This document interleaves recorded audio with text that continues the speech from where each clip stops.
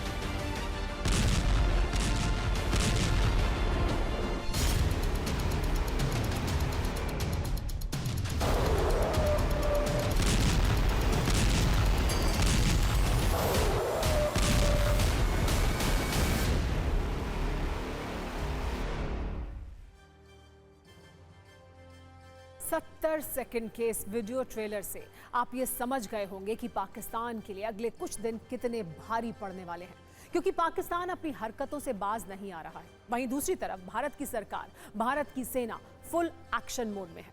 इसके कई वीडियो प्रमाण सत्ता में आज हम आपको दिखाने वाले हैं और ये भी बताने वाले हैं कि कैसे भारत का जोश हाई है और शहबाज शरीफ के पाकिस्तान में कैसे शहर शहर खौफ हाई है।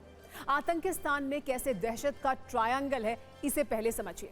पाकिस्तान के लिए सबसे पहला संदेश यह है कि ऑपरेशन सिंदूर अभी जारी है।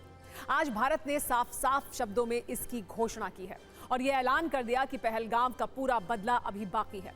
आपको बताएंगे कैसे भारत के एक्शन मोड से पाकिस्तान हिला हुआ है। पाकिस्तान में खौफ हाई होने की बड़ी वजह है सीरियल ड्रोन अटैक, जो आज पाकिस्तान के शहर शहर में देखने को मिला। लाहौर से लेकर रावलपिंडी तक पाकिस्तान का आर्मी बेस ड्रोन हमलों से दहल गया। ये पाकिस्तान की सत्ता पर सबसे बड़ा प्रहार है। पाकिस्तान तीसरे मोर्चे पर भी घिरा हुआ है।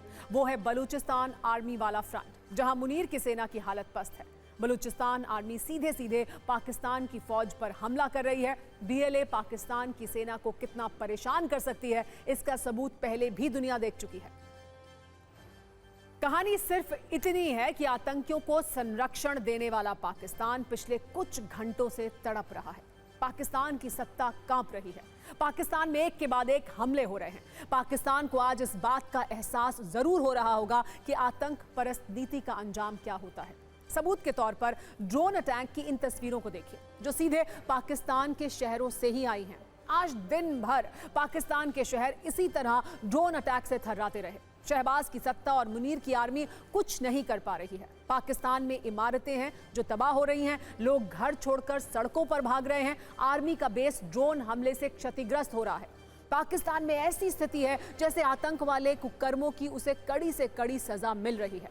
पाकिस्तान के 25 शहरों पर 50 से ज्यादा ड्रोन हमलों से दहल गई है पाकिस्तान की तीनों सेना। लाहौर, कराची और सिंध पंजाब बॉर्डर के पास यह हमला किया गया। घोटली और चकवाल और गुजरावाला में भी ड्रोन अटैक किए गए। आपको यह भी बता दें कि ड्रोन फटने से जानकारी ये मिली कि पाकिस्तान का एयर डिफेंस सिस्टम तबाह हो गया। तो पाकिस्तान में किस तरह से हमले किए गए, पाकिस्तान का एयर डिफेंस सिस्टम भी भारत के ड्रोन हमले में तबाह हो गया। इन हमलों के बाद पाकिस्तान में अफरा तफरी का माहौल है। लाहौर, कराची, इस्लामाबाद एयरपोर्ट पहले से ही बंद है। अब एयरपोर्ट के पास का इलाका भी खाली कराया गया है। पाकिस्तान में 9 मई तक नोटैम यानी नोटिस टू एयरमैन जारी है, मतलब एयरबेस 9 मई तक बंद किए गए हैं। कराची, लाहौर, सियालकोट एयरपोर्ट से एयर ऑपरेशन ठप है। लाहौर इस्लामाबाद एयर रूट पर भी उड़ानें रोक दी गई हैं। कुल मिलाकर ये कहा जा सकता है कि भारत से तनाव और पिछले कुछ घंटों से हो रहे ड्रोन अटैक की वजह से पाकिस्तान में इमरजेंसी जैसे हालात हैं। तो गलत नहीं होगा। वैसे पाकिस्तान के शहरों में ड्रोन अटैक से डर है और भगदड़ है। इसके वीडियो सबूत सिर्फ 120 सेकंड में आप भी देखिए।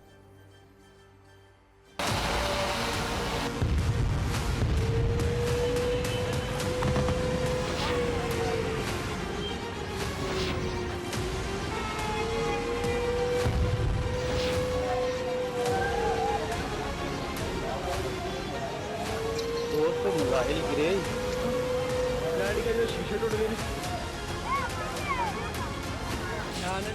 ड्रोन वगैरह हो गया ना।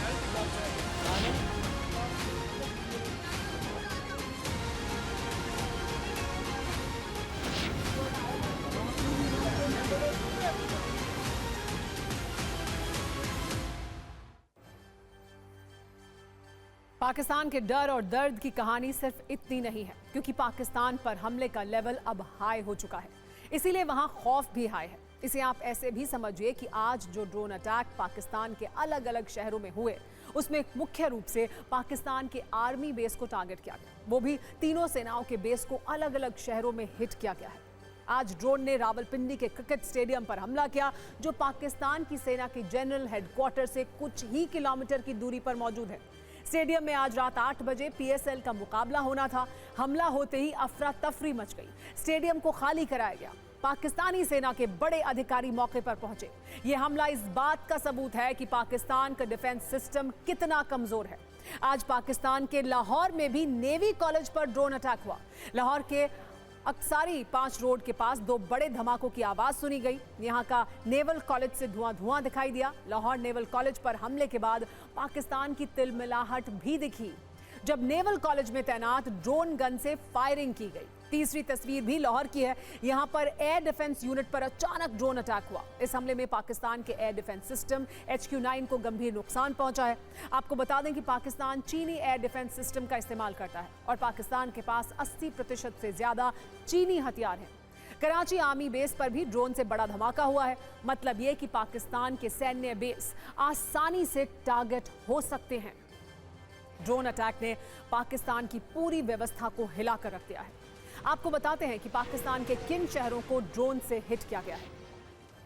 अटक, रावलपिंडी, चकवाल, गुजरावाला, लाहौर, बहावलपुर, ये वो तमाम शहर हैं। देखिए, हम आपको इस मैप के जरिए भी दिखा रहे हैं वो तमाम शहर पाकिस्तान में जहां पर ये हमला किया गया। अटक में, रावलपिंडी में, चकवाल में, गुजरावाला, लाहौर, बहावलपुर, मियोनो, कराची, ये वो शहर हैं जहां ड्रोन वाली दहशत है, जहां हर वक्त ड्रोन अटैक वाला डर अब लोगों को सता रहा है। ऐसे ही हमलों को देखते हुए पाकिस्तान के पंजाब में इमरजेंसी घोषित की गई है। लाहौर में भी कई इलाकों में लोग सड़कों पर आ गए। अमेरिका ने लाहौर पर अलर्ट जारी किया। अमेरिका ने अपने नागरिकों को तुरंत लाहौर छोड़ने को कहा है। अमेरिकी नागरिकों को शेल्टर्स में जाने का निर्देश भी अमेरिका द्वारा दिया गया है। अब से थोड़ी देर पहले विदेश मंत्रालय और रक्षा मंत्रालय की संयुक्त प्रेस कॉन्फ्रेंस भी हुई, जिसमें भारत पाकिस्तान तनाव पर कई बड़ी और अहम जानकारियां दी गई। पाकिस्तान में डर के बीच भारत का ऑपरेशन सिंदूर जारी है, ये सबसे बड़ी जानकारी इस प्रेस कॉन्फ्रेंस से निकलकर सामने आई। प्रेस कॉन्फ्रेंस में यह भी बताया गया कि थोड़ी देर पहले दावा किया गया कि भारत के हमले में पाकिस्तान के मिसाइल डिफेंस सिस्टम को तबाह कर दिया गया है। लाहौर में तैनात मिसाइल डिफेंस सिस्टम तबाह हुआ है। भारत के ड्रोन अटैक में भारत के ऑपरेशन सिंदूर के जवाब में कल रात पाकिस्तानी आर्मी ने वो गलती कर दी जो उसे बिल्कुल नहीं करनी चाहिए थी। पाकिस्तानी आर्मी ने भारत के 15 शहरों में मिसाइल अटैक किया, लेकिन पाकिस्तान को यह समझना चाहिए था कि चाइनीज मिसाइल से भारत को डराने की कोशिश बेकार जाने वाली है। भारत ने पाकिस्तान की सभी मिसाइलों को हवा में ही मार गिराया और उसके अवशेष खेतों और गलियों में बिखरे पड़े हैं। पाकिस्तान चाहे तो आधिकारिक रूप से इन अवशेषों को मांग भी सकता है। पाकिस्तान ऑपरेशन सिंदूर के जवाब में भारत हमले की गलती अगर करेगा, इसका अंदाजा भारत को था। इसलिए कल सुबह से ही S-400 air defence missile system को एक्टिव कर दिया गया था। जैसे ही पाकिस्तान ने मिसाइलों से हमला किया, S-400 ने उसे नाकाम कर दिया। लेकिन पाकिस्तान के लिए आज दोहरे दुख का दिन था, क्योंकि पाकिस्तान ने भारत के 15 शहरों पर मिसाइल से अटैक किया था, लेकिन भारत न सिर्फ पाकिस्तान के मिसाइल हमलों को नाकाम करने में कामयाब हुआ, बल्कि पाकिस्तान के लाहौर में तैनात एयर डिफेंस रडार और सिस्टम को तबाह भी कर दिया भारत ने। कुल मिलाकर आज पाकिस्तान का दुख डबल था। एक तरफ उसके शहर तबाह हो रहे थे, दूसरी तरफ उसकी मिसाइलें हवा में उड़ाई जा रही थी। जिस S-400 सुदर्शन चक्र से पाकिस्तान की मिसाइलें तबाह हुई, हमने उस पर एक बहुत खास कुंजी तैयार की है। लेकिन पहले आपको उन 15 शहरों की लिस्ट दिखाते हैं जहां के लिए पाकिस्तान के मिसाइल चले तो थे, लेकिन हवा में ही उड़ा दिए गए। पहले ये लिस्ट देखिए। अगर कल रात पाकिस्तान की तरफ से मारे गए मिसाइलों की बात करें तो ये उत्तर पश्चिम भारत के हिस्से में किया गया अटैक था। रक्षा मंत्रालय और MEA की प्रेस कॉन्फ्रेंस में दावा किया गया कि 15 जगहों पर पाकिस्तान ने हमले की कोशिश की। भारत ने पाकिस्तान की मिसाइलों को मार गिराया। ये वो तमाम शहर हैं जहां पर हमला किया गया। आइए हम आपको बताते हैं वो शहर जिनको टारगेट किया गया था पाकिस्तान की तरफ से। 15 शहर थे भारत के। देखिए, ये 15 शहर जहां पर पाकिस्तान ने टारगेट किया, लेकिन S-400 सुदर्शन चक्र ने कैसे उन्हें ध्वस्त किया। ये वो भारत के शहर है जहां पर हमला किया गया था। मिसाइल इनके लिए दागी गई थी, लेकिन हवा में ही उनको खत्म कर दिया गया। ये कोई भी अपने टारगेट पर नहीं पहुंची। श्रीनगर, अवंतीपुरा, जम्मू, पठानकोट, ये जो जम्मू कश्मीर के शहर हैं उनको टारगेट किया गया था। अमृतसर, कपूरथला, आदमपुर, बठिंडा, जालंधर, लुधियाना, यहाँ पर भी हमला किया गया। चंडीगढ़ तक भी मार करने की कोशिश की गई। नाल, फलौदी और उत्तरलाई, इसके अलावा देखिए यहाँ नीचे भुज तक भी कोशिश की पाकिस्तान ने। लेकिन ये तमाम कोशिशें, ये 15 शहर जिन्हें टारगेट किया था पाकिस्तान ने, ये सभी मिसाइलें हवा में ही मार गिराई भारत के सुदर्शन चक्र ने, भारत के S-400 मिसाइल डिफेंस सिस्टम ने। और भारत का ये मिसाइल डिफेंस सिस्टम कितना कारगर है और किस तरह से उसने काम किया है, ये पाकिस्तान को आज समझ में आया होगा। पाकिस्तान की मिसाइलों से राजस्थान के नाल, फलौदी और उत्तरला को टारगेट किया गया था। गुजरात के भुज सैन्य बेस को भी निशाना बनाया गया। लेकिन पाकिस्तान की आर्मी को शायद ये इल्म नहीं रहा होगा कि भारत एक्शन में भले ही थोड़ी देर करे, लेकिन जब वो एक्शन लेता है तो पूरी तैयारी के साथ लेता है। इसीलिए ऑपरेशन सिंदूर की शुरुआत के बाद ही S-400 को एक्टिव कर दिया गया था।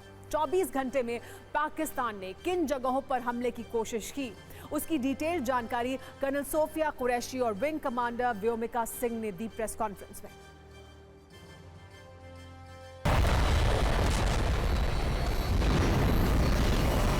ऑपरेशन सिंदूर पर 7 मई 2025 को हुई प्रेस कॉन्फ्रेंस के दौरान भारत ने अपनी प्रतिक्रिया को केंद्रित, संतुलित और गैर उत्तेजक बताया था।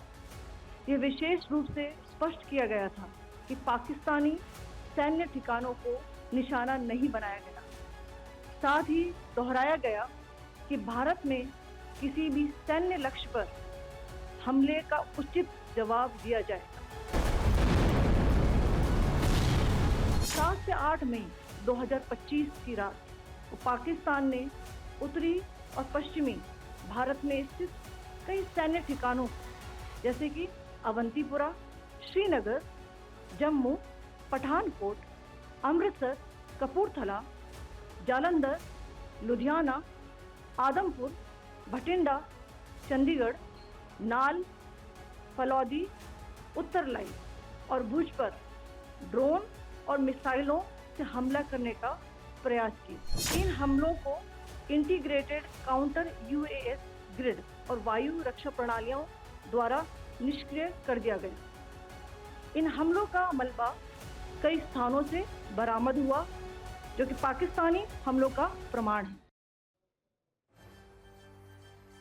दरअसल पाकिस्तान ने कल रात भारत के 15 उन शहरों को टारगेट किया जहां सैन्य ठिकाने हैं।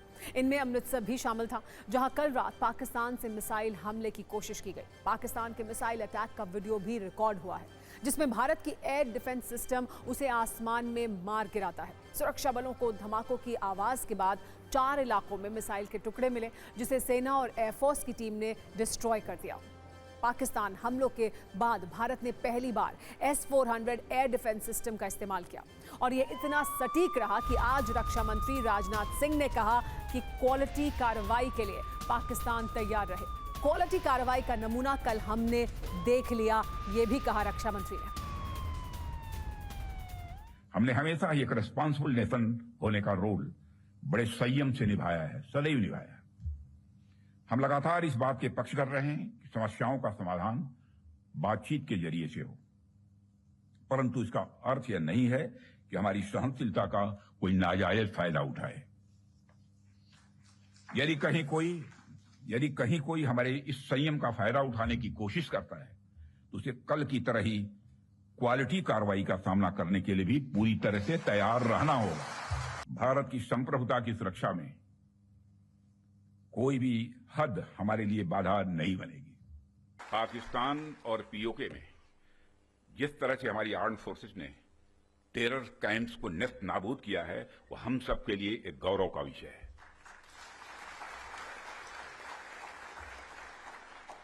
क्वालिटी की क्या भूमिका होती है, यह क्या रोल अदा करती है, इसका नमूना हमने कल देखा।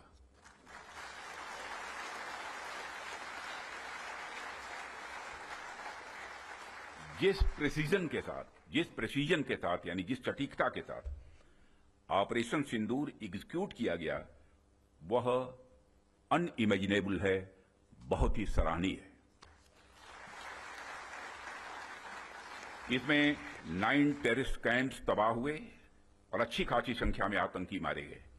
जिस तरह से इस ऑपरेशन को किसी भी इनोसेंट को नुकसान पहुंचाए बिना मिनिमम कोलेटरल डैमेज के साथ अंजाम दिया गया, वह इसलिए संभव हो पाया क्योंकि हमारे formidable and professionally trained arm forces के पास इक्विपमेंट भी हाई क्वालिटी के थे।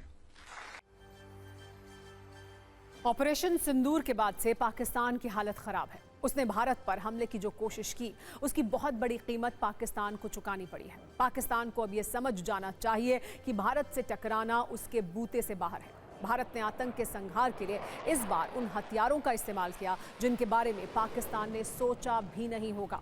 भारत ने पहली बार अपने वो 2 बाहुबली हथियार मैदान में उतारे जिन्होंने पाकिस्तान को उसकी औकात बता दी। अपने पहले युद्धक टेस्ट में राफेल फाइटर जेट ने पाकिस्तान में आतंकी ठिकानों पर ऐसी स्ट्राइक की जिसका कोई जवाब पाकिस्तान के पास नहीं था। कल रात पाकिस्तान ने भारत के 15 शहरों में हमलों की कोशिश की। हालांकि इस हमले को भारत के S-400 सुदर्शन चक्र ने नाकाम कर दिया। डिफेंस सिस्टम S-400 का भी भारत ने पहली बार इस्तेमाल किया है। भारत के इन 2 बाहुबलियों ने पाकिस्तान की हिम्मत पूरी तरह से तोड़ दी है। पाकिस्तान को यह गलतफहमी थी कि वो अपने जंगी बेड़े में शामिल चाइनीज हथियारों से भारत का मुकाबला कर सकता है, लेकिन चीन के हथियारों पर कितना भरोसा करना चाहिए, अब पाकिस्तान को यह पता चल चुका है। चीन से खरीदे गए हथियार पाकिस्तान के लिए कबाड़ से ज्यादा कुछ नहीं है। पाकिस्तान जिस चाइनीज एयर डिफेंस सिस्टम को अपना सुरक्षा कवच मान रहा था, वो भी कबाड़ ही निकला। पाकिस्तान ने चीन से 2021 में HQ-9 एयर डिफेंस सिस्टम खरीदा था। पाकिस्तान को यह उम्मीद थी कि यह डिफेंस सिस्टम उसे हर तरह के हमलों से बचाएगा, लेकिन यह चाइनीज सिस्टम ऑपरेशन सिंदूर के दौरान भारत के मिसाइल हमलों को रोकने में नाकाम रहा। भारत ने आतंकी ठिकानों पर 24 मिसाइल अटैक किए, लेकिन पाकिस्तान का मिसाइल डिफेंस सिस्टम एक भी मिसाइल को नहीं गिरा पाया, क्योंकि इसका रडार सिस्टम और मारक क्षमता बहुत कमजोर है, जिससे पाकिस्तान ये समझ चुका है कि हथियारों के नाम पर चीन ने उसे चूना लगा दिया है। अब पाकिस्तान में भी यही सवाल पूछा जा रहा है कि एयर डिफेंस सिस्टम काम क्यों नहीं कर रहा था। पाकिस्तान के लोग खुद ही अपने डिफेंस सिस्टम का मजाक उड़ा रहे हैं।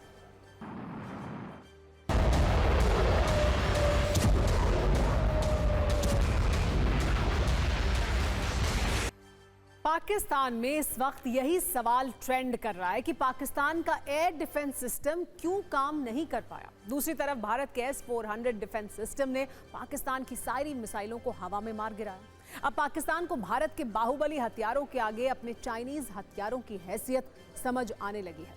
भारत को रूस से S-400 सुदर्शन चक्र डिफेंस सिस्टम मिला है, जो दुश्मन देशों के मिसाइल, ड्रोन, रॉकेट लॉन्चर और फाइटर जेट्स को कुछ सेकंड में ही तबाह कर देता है। S-400 सिस्टम की अलग अलग मिसाइलों के साथ 40 से 400 किलोमीटर की तक की रेंज है। दूसरी तरफ चाइनीज HQ-9 की अधिकतम रेंज 125 किलोमीटर है। कल रात पाकिस्तान ने भारत के कई शहरों को निशाना बनाने की कोशिश की, लेकिन एक साथ 36 टारगेट को मार गिराने की S-400 की क्षमता ने पाकिस्तान का हर अटैक फेल कर दिया। S-400 डिफेंस सिस्टम 10 मीटर से लेकर 60 किलोमीटर की ऊंचाई तक दुश्मन की मिसाइल और जेट्स को गिरा सकता है। S-400 की मिसाइल इतनी तेजी से लॉन्च होती है कि इसके प्रहार से बचना लगभग नामुमकिन है। वैसे कल रात के बाद से पाकिस्तान इसे समझ गया होगा। भारतीय डिफेंस सिस्टम की मिसाइल पाकिस्तान के चाइनीज सिस्टम से 3 गुना तेजी से हमला करती है। सबसे बड़ी बात यह है कि यह डिफेंस सिस्टम ऑर्डर मिलने के 5 से 10 मिनट में ही ये ऑपरेशन के लिए रेडी हो जाता है। S-400 सिस्टम अपने सर्विलांस रडार के जरिए अपने ऑपरेशनल एरिया में एक ऐसा सुरक्षा घेरा बनाता है जिसे भेद पाना बहुत मुश्किल है। जैसे ही इस घेरे में कोई मिसाइल या फाइटर जेट आता है, इसका गाइडेंस रडार टारगेट की पोजीशन पता कर काउंटर अटैक के लिए मिसाइल लॉन्च करता है और दुश्मन का हमला हवा में ही बेदम हो जाता है। भारत ने 2018 में रूस के साथ S-400 मिसाइल डिफेंस सिस्टम की खरीद के लिए एक समझौता किया था। भारत ने रूस से जब समझौता किया तो अमेरिका की तरफ से भारत पर काफी दबाव बनाया गया। भारत पर प्रतिबंध लगाने की धमकी दी गई, लेकिन भारत ने अपनी सीमाओं को सुरक्षित करने के लिए S-400 खरीदा, जिसकी ताकत के सामने आज पाकिस्तान ने घुटने टेक दिए हैं। इंडियन आर्मी के ऑपरेशन सिंदूर में मारे गए पाकिस्तान के आतंकियों की काउंटिंग अब तक जारी है और आज इसमें एक नया नाम जुड़ गया है, जिसके जनाजे का बोझ उठाने में पाकिस्तानी सत्ता, मुनीर की फौज और ISI को सबसे ज्यादा कष्ट हुआ होगा। उस आतंकी का नाम है रऊफ अजहर, जो मसूद अजहर का भाई था, जो भारत की एयर स्ट्राइक में घायल हुआ था। लेकिन आज ये खबर आई है कि उसका जहन्नुम का वेटिंग टिकट कंफर्म हो गया है। पाकिस्तान से आई एक और खबर सुनकर भारत के दूसरे मोस्ट वांटेड हाफिज सईद का दिल भी बैठा जा रहा है, क्योंकि उसके बेटे तलहा सईद के बॉडीगार्ड और लश्कर कमांडर मुख्तियार अहमद को मार दिया गया है। और जो तलहा सईद कल तक भारत को लेकर बड़ी बड़ी बातें कर रहा था, वो मौत के डर से अंडरग्राउंड हो गया है। ये डर बहुत अच्छा है। पहले हम आपको पाकिस्तान में रोते बिलखते और तड़पते मसूद अजहर के बारे में बताते हैं, जो कल तक अपने परिवार के 14 लोगों की मौत पर आंसू बहा रहा था और खुद भी मौत की दुआएं मांग रहा था। लेकिन अब उसका ये दुख और बढ़ गया है, जो भारत के करोड़ों लोगों को बहुत सुकून देने वाला है। बताया जा रहा है कि 7 मई को भारतीय सेना के ऑपरेशन सिंदूर ने बहावलपुर के मरकज सुभान अल्लाह यानी जैश के हेडक्वार्टर पर जो एयर स्ट्राइक की थी, उसमें घायल हुए आतंकी रऊफ अजहर ने दम तोड़ दिया है। इसके बाद पाकिस्तान के बहावलपुर में पूरे राष्ट्रीय सम्मान के साथ उसका जनाजा निकाला गया, जिसमें पाकिस्तानी फौज और ISI के अधिकारी मौजूद थे। खुद पाक सेना के जवानों ने आतंकी रऊफ अजहर के जनाजे को कंधा दिया। ऐसे पाकिस्तान दुनिया का इकलौता मुल्क है जहां आतंकियों को राष्ट्रीय सम्मान के साथ विदाई दी जाती है, और इससे पता चलता है कि आतंकी पाकिस्तान की सत्ता के दिल के कितने करीब हैं। वैसे इसके एक नहीं कई सबूत ऑपरेशन सिंदूर के बाद पाकिस्तान से सामने आए हैं। जब आतंकियों का जनाजा निकाला गया तो ताबूतों को बाकायदा पाकिस्तानी झंडे में लपेटा गया। और सिर्फ इतना ही नहीं, इन आतंकियों की मौत पर असीम मुनीर से लेकर पाकिस्तानी प्रेसिडेंट तक ने आंसू बहाए। पाकिस्तान की तरफ से जनाजे पर जो फूल चढ़ाए गए, उसमें एक पर COAS मतलब चीफ ऑफ आर्मी स्टाफ लिखा था, वहीं दूसरे पर राष्ट्रपति लिखा था। इसलिए सवाल उठे कि क्या एयर स्ट्राइक में कोई बड़ा आतंकी मारा गया है।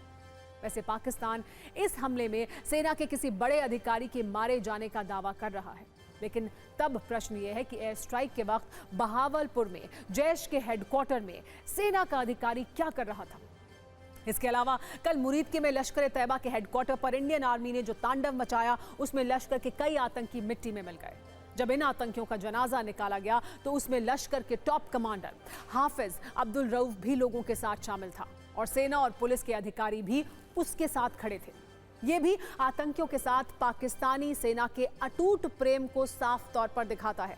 आज भारत के विदेश मंत्रालय ने भी इसी तस्वीर को दिखाकर पाकिस्तान का आतंक पीड़ित वाला ड्रामा एक्सपोज कर दिया और ये कहा कि भारत ने आतंकी मारे, ये इसका सबूत है।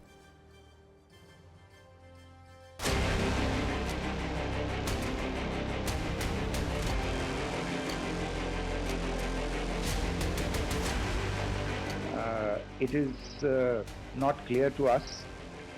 In fact, seeing some of the coverage of the after effects of these strikes, including the funerals for the terrorists that were held yesterday, I think a lot of you have seen the reports and the coverage on media.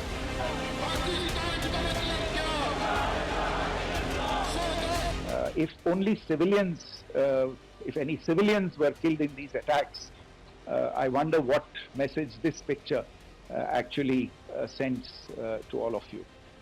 This is a question that is worth asking. It's also odd that the funerals of civilians are carried out with the coffins being draped in Pakistani flags and state honors being the claim that only civilians were killed in the strikes on the 7th of May. We have made the point very clearly that all attacks on the morning of 7th May were against carefully selected terrorist infrastructure, terrorist targets. एक बार फिर हम आतंकी रऊफ अजहर की बात करते हैं, क्योंकि हो सकता है हमारे बहुत सारे न्यूज़ मित्रों को रऊफ की मौत की खबर सामान्य लगे, लेकिन शायद आपको ये पता नहीं है कि रऊफ अजहर भारत का 26 साल पुराना गुनाहगार था। ये वही आतंकी था जिसने दिसंबर 1999 में इंडियन एयरलाइंस के IC-814 विमान को हाईजैक किया था, जो इतिहास के पन्नों में कांधार हाईजैक के नाम से दर्ज है। और इसीलिए आतंकी रऊफ अजहर की मौत भारत के लिए एक बहुत बड़ी कामयाबी है, क्योंकि उससे 26 साल पुराना हिसाब बराबर कर लिया गया है। हम आपको उस कांधार हाईजैक के बारे में भी बताते हैं जिसका मास्टरमाइंड आतंकी रऊफ अजहर ही था। 24 दिसंबर 1999 इंडियन एयरलाइंस की IC-814 फ्लाइट को आतंकियों ने तब हाईजैक कर लिया था जब यह फ्लाइट काठमांडू से दिल्ली जा रही थी, जिसे आतंकी हाईजैक करके कांधार ले गए। इसके बाद विमान में मौजूद 190 यात्रियों और क्रू मेंबर्स को बंधक बना लिया गया और फिर सरकार के सामने 36 आतंकियों को रिहा करने और 860 करोड़ रुपए देने की मांग की गई। हालांकि तब सरकार को 190 यात्रियों की जान के बदले में मसूद अजहर समेत 3 कुख्यात आतंकियों को रिहा करना पड़ा था और उस कांधार हाईजैक की स्क्रिप्ट इसी रऊफ अजहर ने लिखी थी। इसके बाद से रऊफ अजहर की गद्दी जैश-ए मोहम्मद में और मजबूत हो गई और जब जब मसूद अजहर अपने खराब स्वास्थ्य के कारण मौजूद नहीं रहा, जब जैश-ए मोहम्मद के हर बड़े फैसले में यही रऊफ अजहर शामिल रहा, लेकिन अब आतंक की इस सत्ता को भी भारतीय सेना ने मिट्टी में मिला दिया है। कल हमने आपको बहावलपुर के जैश हेडक्वार्टर का वीडियो दिखाया था, जो एयर स्ट्राइक के बाद खंडहर बन चुका है। आज हम आपको मलबे का ढेर बन चुके लश्कर के उस अड्डे को दिखाते हैं जिसे मुरीद में भारतीय सेना ने धुआं कर दिया। ये वही मरकज है जहां 2008 के मुंबई हमलों के गुनाहगार अजमल कसाब और डेविड कोलमन हेडली जैसे आतंकियों को ट्रेनिंग दी गई थी। और दावा यह है कि जिस वक्त एयर स्ट्राइक हुई उस वक्त भी वहां बड़ी संख्या में आतंकी मौजूद थे। हम आपको इससे जुड़ी हुई एक गवाही भी दिखाते हैं जो सीधे पाकिस्तान से आई है, जिसमें एक पाकिस्तानी पत्रकार ने खुद ये माना है कि पाकिस्तान के आतंक के इन अड्डों में हर वक्त 300 से 500 आतंकी मौजूद होते हैं।